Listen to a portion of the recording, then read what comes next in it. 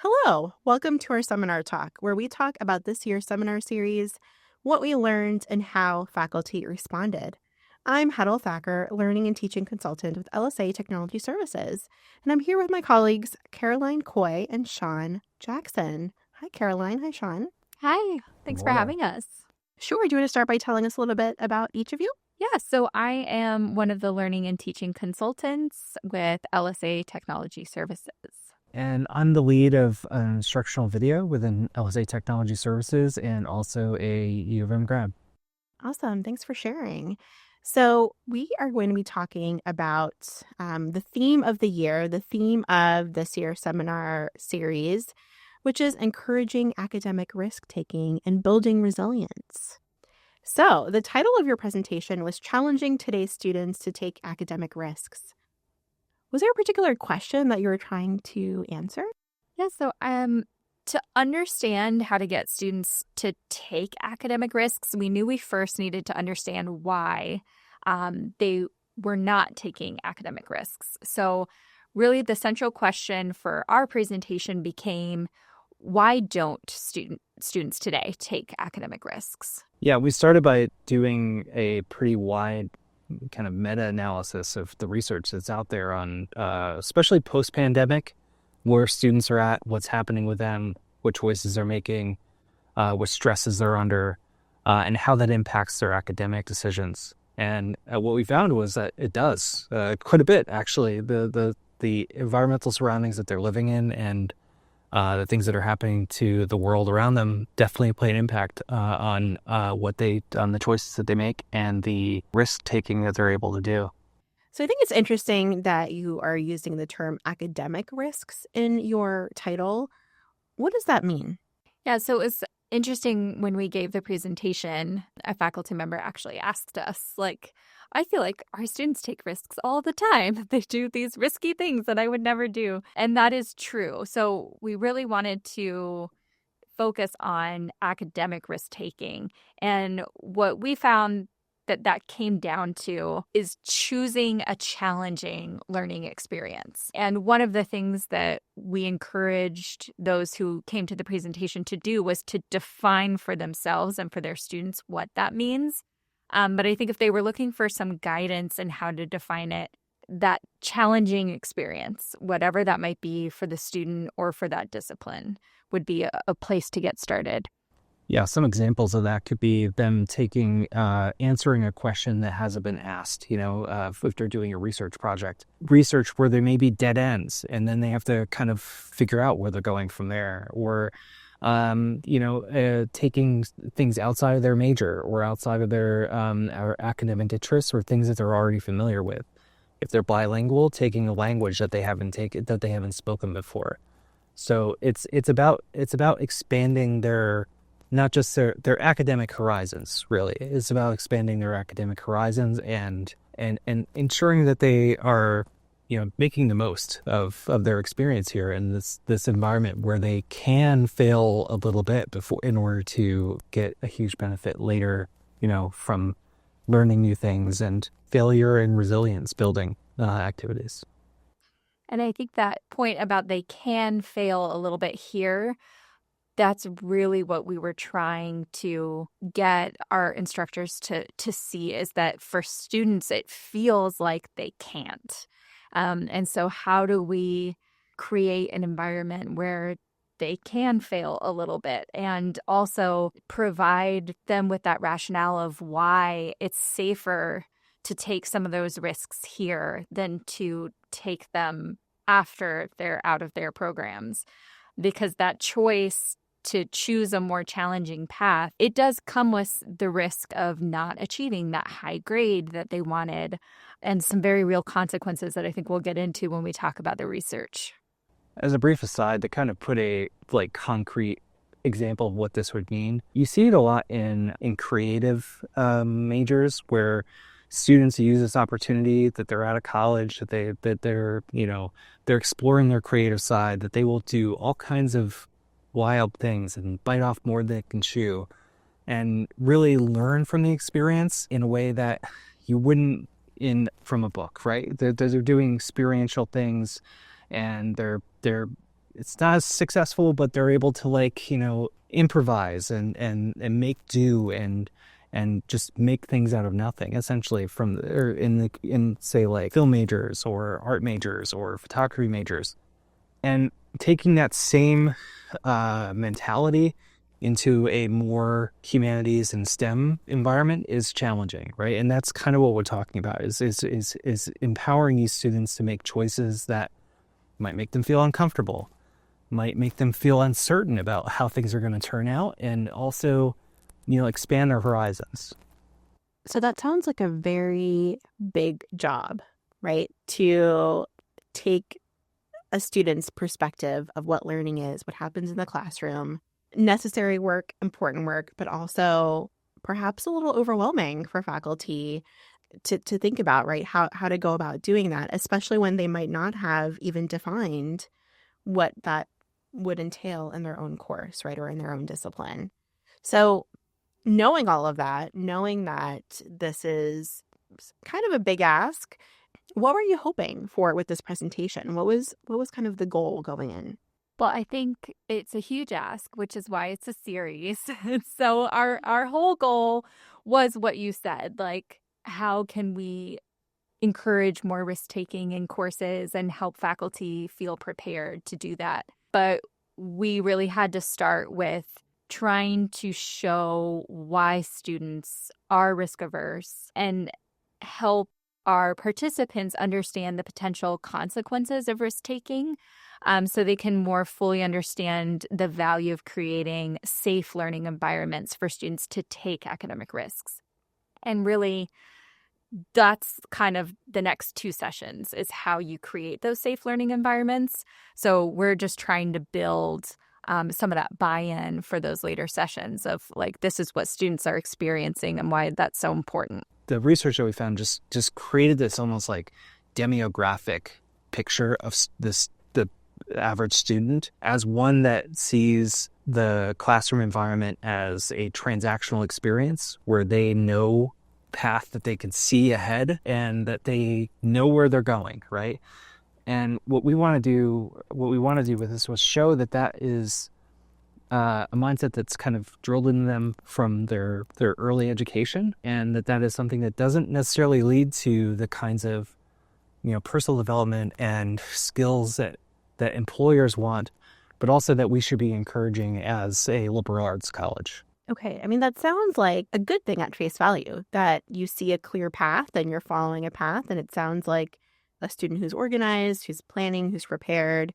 So how is the research kind of explaining this to be maybe not so great for building resilience? By having everything so planned out and taking classes that aren't challenging but are part of the major that you're going for, or the specific plan that you have, with no hiccups at all. You don't learn resilience. You don't learn any skills of what happens to you when the curveball happens, right? When there's something that is challenging, something that makes you think outside of the box, or that, that there's not really much of a, additionally, there's not much of a growth mindset with this, right? There's not much of a, personal agency being taken here by the students. They have, a path that they see, and that's all they see, right? And it becomes who they are, as opposed to branching out and finding other things that they might be more passionate in, or potentially becoming a more well-rounded student. In addition, can lead to challenges where if they do find a challenge in one of these academic, not safe environments, where they can lead them to thinking that there's no way out, essentially, right? That they're on a railroad track, essentially, going down this path. And if they do, that could lead them to things like academic dishonesty. They could lead to burnout, to other mental health challenges that you see cropping up quite a lot at the university. And so this academic risk-taking seems challenging, really vital to being able to, it helps to really, expand these students' ideas of what's possible and allow them to learn how to roll with the punches and improvise. I'd also add a little less inspiring, because I do think, the point of education is a lot of personal growth and discovering who you are and this really beautiful thing. But if we're, coming down to some of the things that research said about why this is important, employers say that a lot of their recent hires who are newly graduated students lack critical thinking skills, problem-solving skills, and the ability to self-start. And I think when you have this path where you know every step that comes, you know exactly the grade that you need, and you know exactly how to get it, you're not going to learn these vital skills that you need to thrive in an environment where no professional environment is prescribed. And as much as maybe some of us thought that our professional environment was, and then remote teaching and learning happened, and we all had to learn something new and self-start in a different way, we kind of know how crucial those skills are to have. And that's all part of the risk-taking that students learn to do when they're in their academic programs. Yeah, and honestly, the self-starting is one of the most important things here, is that, employers really do want people who can work autonomously. And if they need to be told everything that they're going to do, that is not attractive for an employer. And, students that are on these tracks that are very narrow and well-defined don't ever question why they're on these tracks, right? Or question, where else could I go, And so there's no real agency involved with the decision making. These tracks, these carefully laid out plans are like risk avoidance or fear almost of something, that they're unseen or unknown. Interesting. And the research definitely shows that this is not for any one particular reason, right? That there's a kind of a cornucopia of reasons, right? There's whether it's family pressures, whether it's job pressures, financial pressures. A lot of these students are leaving this university with 6 figures in debt, right? And so that means that you're going to have to find a job where you can pay for a $1,000 student loan after you're done. That's going to make a decision. That's going to alter your decision-making process on what your major is going to be, for sure. So it sounds like there are a lot of issues at work here. Looking at your research, was there anything that really surprised you? There was one that really stood out to me that had to do with standardized testing. And as a former 6 through 12 teacher, I experienced the standardized testing behemoth and had to do some teach to the test prep so that my students were prepared for that, and balancing that with the curriculum. And all of that was spoken about when we looked at maybe the impact of the K-12 education system on students being risk averse in higher ed. And so they talked about, watering down of the curriculum in favor for test prep. It talked about how much time and money is spent on preparing students to be able to analyze a question to find a right answer, even if they don't fully understand the question or how to solve it, but using like tips and tricks of test prep and how that impacts how they go through their educational experience in higher ed. But one of the surprising things that came out of it was a perspective on high stakes testing that was positive. And it talked about the different types of high stakes tests. And one of them was a norm-referenced test, which is where we compare students to other students who are representative of that group, which is, I think, what most people are talking about when they have a negative take on high-stakes testing. But there's this other type test that actually measures one student's growth over time. And so I think what was surprising to me, because I already came into the research with this sort of negative bias toward high-stakes testing, was it's not tests that are the problem. It's how we use the test. And so this idea that you might have this like really rigorous course with lots of tests, well, that may be important for knowing that students are ready to advance, but how are you valuing that test? Are there other things that you're including in the course that you could also value? And so that was sort of a shift in my mind as I was researching that. And I thought that might be a shift that resonates with someone listening to this, who's thinking like, but I need these things and the students need to show their learning in these ways. It's all about creating an environment that promotes the type of learning that you want to value. So that stuck out to me. The one that really stuck out to me was looking into the reasons for academic dishonesty. There was a really great paper that talked about the kind of physiological underpinnings of academic dishonesty.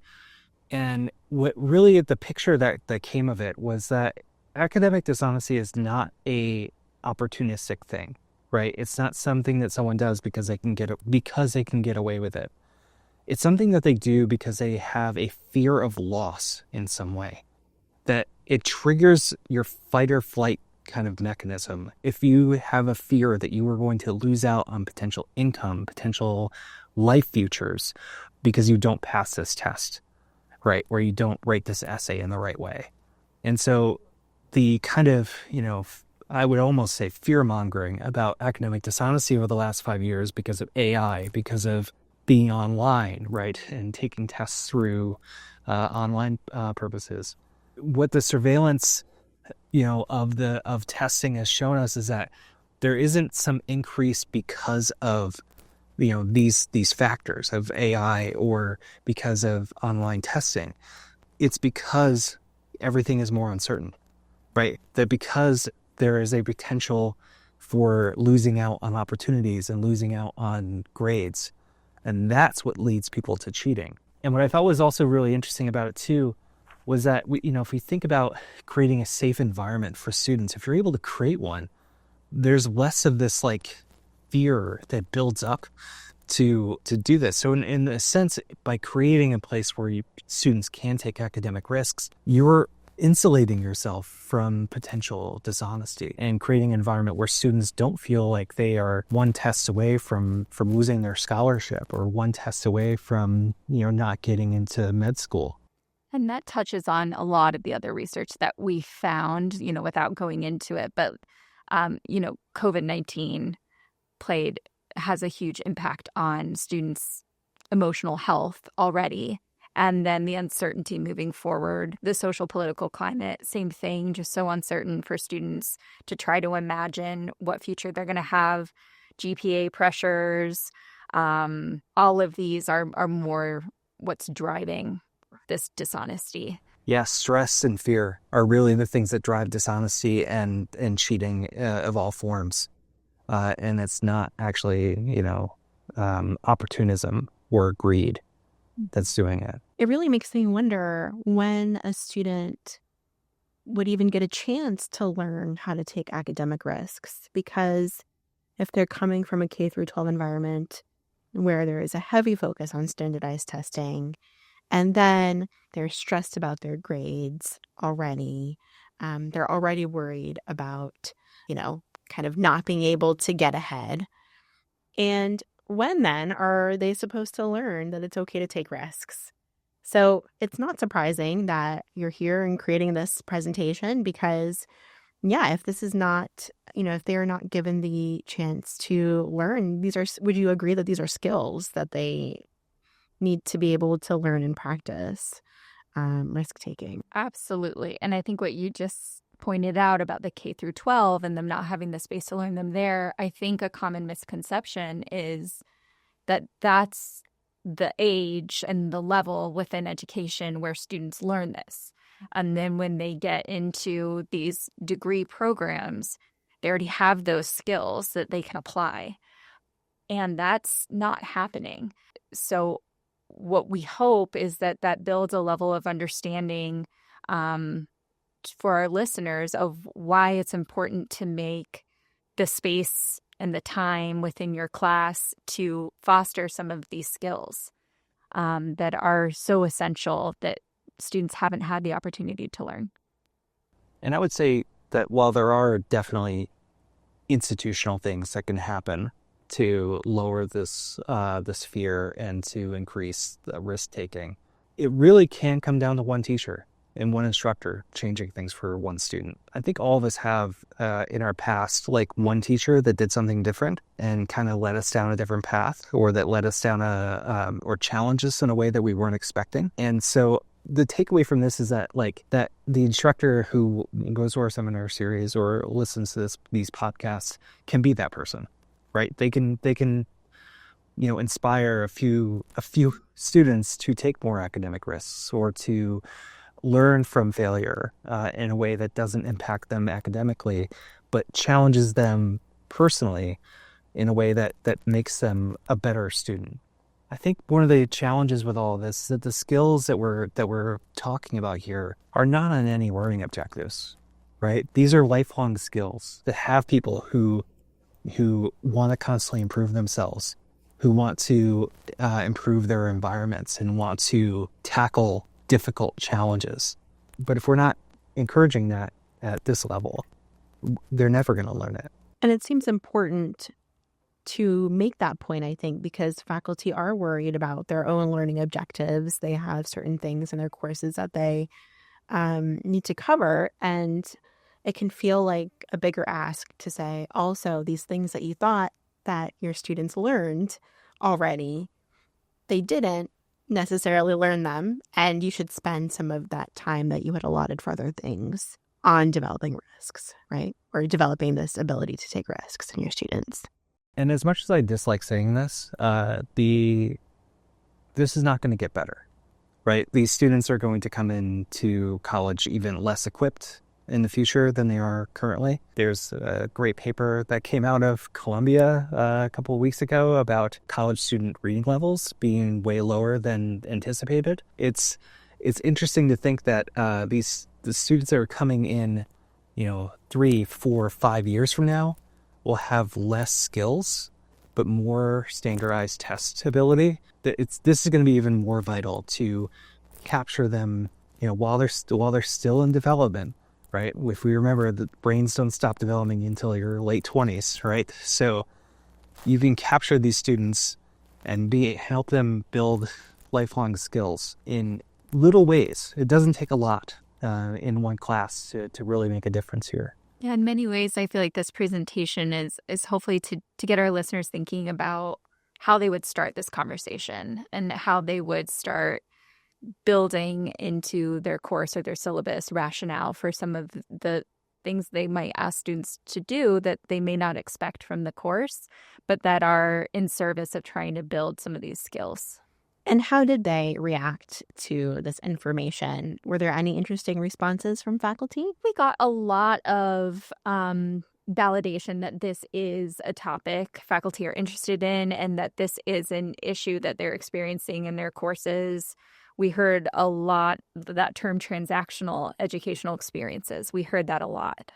Yeah, they seem to really key in on that idea of that. And I think, self-efficacy is a thing that students tend to not have anymore at this level. And, constantly asking for little pieces of information or kind of fishing out, potential, hidden grade help rubric information, right? That may be not public, right? And yeah, it's really interesting. They did key in on that transactional thing quite a bit. The other thing is that we tended to get a lot of just, like you said, validation that this research does reflect what they're seeing, that there is these students do seem very stressed out, especially if they have to work or they have other obligations outside of school that can really, kind of compound that. And they had great questions. There was one about how to keep the focus on learning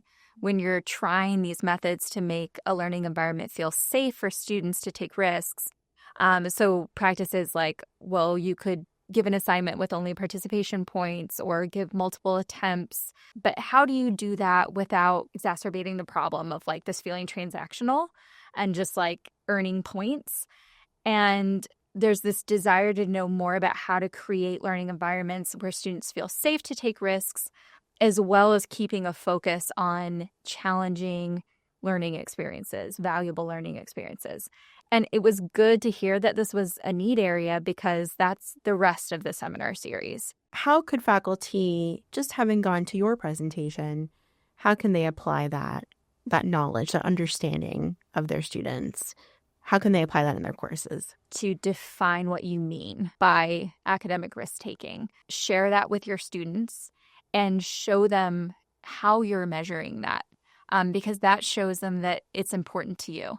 So if you're asking them to choose an assignment type that asks them to practice a skill or work on a skill that they don't feel confident in, well, why would they do that if there's a risk to the product not being an A, if they could choose something they're more comfortable with, unless you're explaining why that's important, showing them how you're going to see that they're making progress, and then also valuing that in some way. They might get another score that supplements like the product score, going into that idea of praxis where you're showing students how they learn how to learn and opening up that world of being a self-sufficient, self-driven learner. All right. It sounds like transparency is a big deal here, right? This idea of being clear about what is graded, what isn't graded, understanding where students are coming from, what their concerns are. That was the last thing I wanted to make sure we said, was that understanding where students are coming from. I think if the one thing you get out of this is that, wow, students really are dealing with a lot, and I'm inspired to kind of go in and look into what is the typical like career path for a student taking this course, and what are those requirements that they're facing, and what is the reality of that track that they may be on, and to be able to speak to them with that understanding of this is stressful, this is high stakes. I think just that understanding, even with no other changes, can do a lot for students to feel safe. Yeah, and I think there's a lot of great tips that we have already in our teaching tip archive and in our previous seminar series that really do apply to this. Things like peer review, student choice, that all do play a part in creating a more challenging environment and creating a opportunity for students to have this academic play where they're able to fail, but not fail entirely. Excellent. Well, thank you both for sharing your research today and talking about your presentation.